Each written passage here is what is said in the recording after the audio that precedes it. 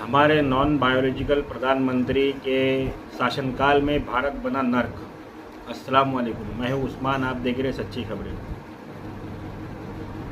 मेरा काम है सच्ची खबरों को आप तक पहुँचाना, चाहे वह आपको न्यूज़ लगे या इमोशंस लगे, किसी भी तरीके से। मेरा काम है देश में चल रहे झूठ को, देश में चल रहे दंगे फसाद को और देश की हकीकत को आप तक पहुँचाना। इसको समझना या न समझना ये आपका काम बनता है। हमारे देश में आज ये माहौल चल रहा है जहाँ लोग ईद और दिवाली साथ में मनाया करते थे, हम हिंदुस्तानी हैं इसके नारे साथ में लगाया करते थे। वहीं हमारे देश में आज आतंक का एक नारा चल रहा है जिसका नाम जय श्री राम है। इस नारे के नीचे खड़े होकर आतंकवादियों का एक समूह जिसका नाम आरएसएस है और जिसकी शाखा का नाम बीजेपी है, इसने पूरे भारत को जला कर रख दिया है। हमारा आज का विषय ये नहीं है कि भारत जल रहा है, हमारा विषय ये है कि भारत कैसे बचे। हमारी सोचो फिक्र इस बात पर नहीं है कि हम अपने मुल्क को फिर से सोने की चिड़िया कैसे बनाएं।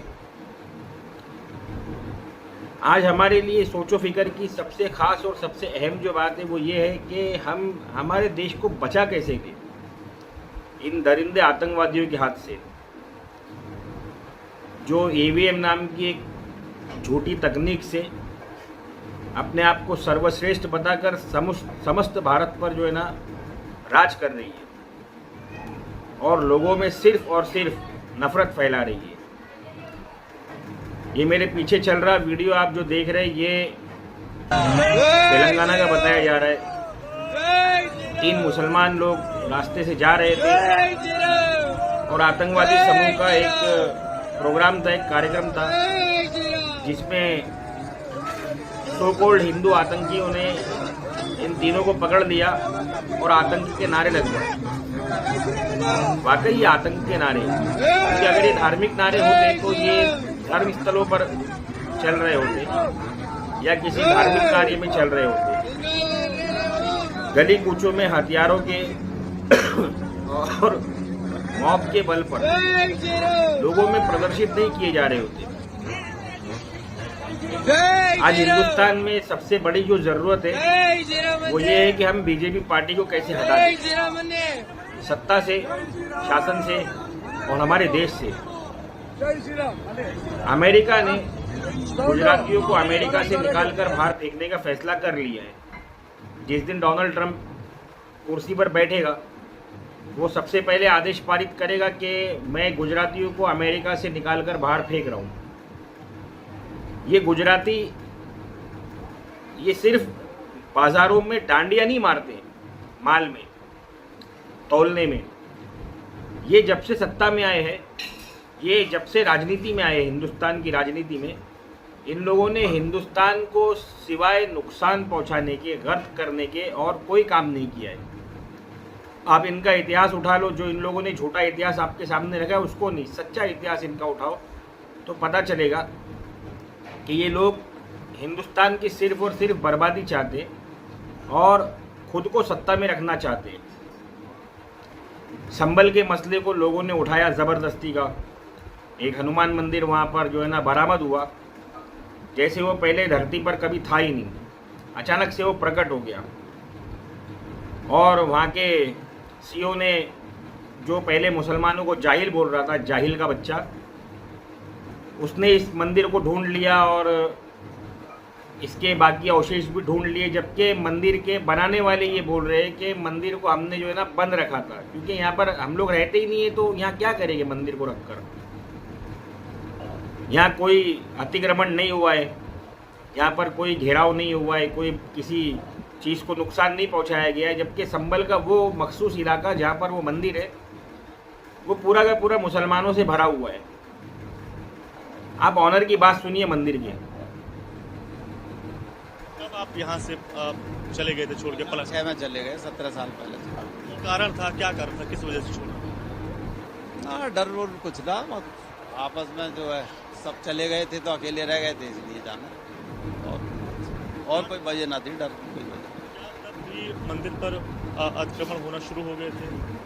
मंदिर तो जैसा था वैसे ही है, कोई अतिक्रमण नहीं हुआ। मंदिर तो जैसा था वैसे ही।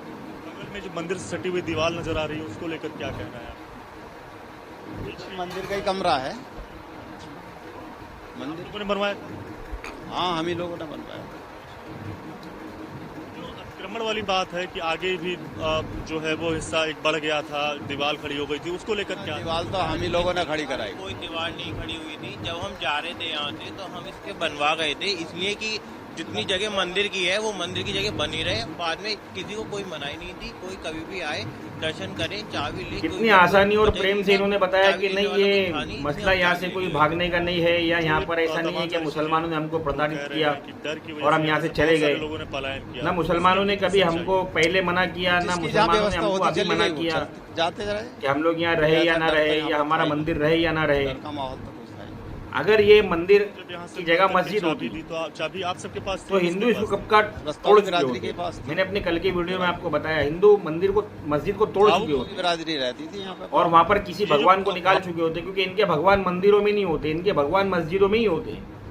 आज मेरे को ये बोलना पड़ रहा है मजबूरी में, क्योंकि हमारे देश में यही चल रहा है। हमारे देश में एक तरफ ऐसे लोग हैं मॉब बनाते, मुसलमानों को पकड़ते, ये भी देखिए। बोलो गौ माता की, गौ माता की। हमारी माँ है। गाय माँ क्या है? गाय हमारी माँ है। गाय हमारी। माँ है। बोलो गौ माता की। आगे से ऐसा काम करोगे? नहीं करूँ। ये मॉब बना बना के मुसलमानों को पकड़कर राम के नारे लगवा रहे। क्या राम तुम्हारा यही बोलता था, या तुम्हारा धर्म या तुम्हारी मनुस्मृति यही बोलती है, तुमको यही सिखाती है कि तुमको ऐसा ही करना है? इस दौर में आज जहाँ पर लोगों के लिए खाना इतना मुश्किल हो गया है, क्योंकि जॉब्स नहीं है, नौकरी नहीं है, कारोबार नहीं है, हर जगह मंदी छाई हुई है। इस दौर में आतंक के इन नारों की हिंदुस्तान को वाकई में ज़रूरत है क्या? अगर पूरे देश के दलित उठकर खड़े हो जाए और जय भीम का नारा लगा दे, और पूरे देश के मुसलमान उठकर खड़े हो जाए और अल्लाह अकबर का नारा लगा दे, और पूरे देश के ईसाई उठ जाए और वो अपने मज़हब का नारा लगा दे, तो एक चंद मुट्ठी भर कीड़े मकोड़े कुछ कर पाएंगे? लेकिन हमारा देश ये नहीं चाहता है, हमारे देश के लोग ये नहीं चाहते। हमारे देश को किस चीज़ की ज़रूरत है, ये पुजारी जी से सुनिए, एक समझदार पुजारी, सुनिए। राम को लाए हैं, कृष्ण को लाए हैं, तो अच्छे दिन कब लाएंगे? 2 करोड़ नौकरी कब लाएंगे? हवाई चप्पल पहनने वालों को हवाई टिकट कब लाएंगे? डीजल और सस्ता पेट्रोल कब लाएंगे? और ये गैस सिलेंडर सस्ता कब लाएंगे? भारत में अमन चमन कब लाएंगे? जब वोट लेना होता है तो कहीं आप कहेंगे हमारे ये हैं, हमारी वो है, हमारे राम को लाए हैं। अरे भैया, राम और कृष्ण को लाने जिसने पूरी दुनिया को लाया, उसको आप लाएंगे? अरे घट में राम है, ये कबीर साहब ने भी कहा था, घट में है सूझे नहीं लानत ऐसा जिंद, तुलसी इस संसार को हुआ मोतिया बिंद।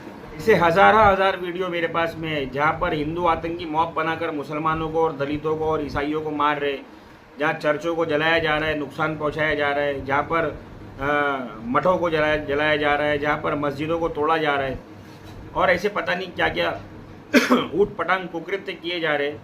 और हमारे देश का जो प्रधानमंत्री है वो विदेशी दौरों में लगा हुआ और खुद को विश्व गुरु बनाना, मतलब बनाकर साबित कर चुका हो कि मैं विश्व गुरु हूँ, जबकि पूरे हिंदुस्तान में उसकी कोई इज्जत नहीं है। दुनिया की बात तो जाने दो, बच्चा बच्चा गाली देता है मोदी को। मेरी बात कल भी वही थी, मेरी बात आज भी वही है, और मेरी बात हमेशा यही रहेगी। मेरे देश के लोगों से एक हो जाए। अगर हम एक हैं तो हमारा भारत जिंदा है। अगर हम टूट कर बिखर गए तो हमारा भारत, हमारा देश, हमारा हिंदुस्तान खत्म है। और हमारे देश में बांटो और काटो की जो गंदी राजनीति चल रही है, उसके मुख्य संचालक जो है वो यही लोग हैं जिनको हम अपने देश का प्रधान सेवक कहते हैं। हज़ारों रुपए किलो का मशरूम खाने वाला सेवक है, और जनता जो राजा है इस देश की, उनके घर में खाने के वांदे पड़े हुए हैं। अगर अकल रखते हो तो मेरी बात को सोचें। मेरी बात अच्छी लगी हो तो कमेंट करें, लाइक करें, शेयर करें, मेरे वीडियोस को सब्सक्राइब करें और बेल आइकन के बटन को ज़रूर दबाएं। अस्सलाम वालेकुम वरहमतुल्लाहि वबरकातुहू।